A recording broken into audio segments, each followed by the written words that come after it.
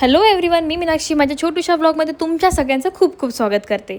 तर संध्याकाळचे 6-6:30 झाले होते. मी घरी आले होते ऑफिसवरून आणि ऑफिसवरून आल्यावरती पहिलं मी थोडंसं रेस्ट केला. थोडंसं 10-15 मिनटं लोळत गळत पडले होते. तोंडात काहीतरी टाकलं म्हणजे भूक लागली होती, काहीतरी खाल्लं आणि मग म्हटलं आता आपला जो पसारा आपण करून गेलो आहे तो थोडासा आवरूयात. कारण मग 8 वाजले की मग राज येतो घरी आणि सोबतच चिकूसोबत खेळणं पण चालू होतं आणि त्याला पण ते पॅम्परिंग हवं असतं. दिवसभर दोघेच घरात असतात, चिकू आणि चिक्की.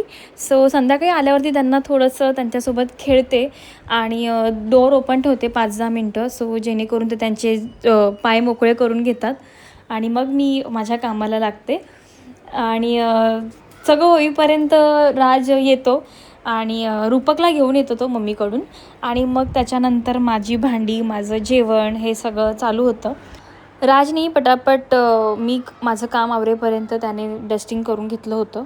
दोघंच घरात राहतो आणि दोघंही वर्किंग असल्यामुळे घरात आल्यावरती दोघांनाही काम करणं भागच आहे. रूपकच्या पोटात दुखत होतं आणि दिवसभर त्याला कणकण होती, ताप होताच. त्याच्यामुळे त्याला औषध पाजलं पण त्याने ते बेडवरती वॉमिट केले तिथे आणि ठीक आहे. मग नंतर म्हटलं आता त्याला पटापट जेवून त्याला तापाचं औषध तरी ॲटलीस्ट पोटात जाऊ दे, म्हणून आम्ही काय बाहेर जेवण घेतलं नाही, तिथेच किचनवर वाढून घेतलं आणि एकूर जेवून घेतलं आणि औषध गोळ्या देऊन झोपलो. पण 3-4च्या दरम्याने पाहिलं तर रूपकला 102-103 असा ताप होता.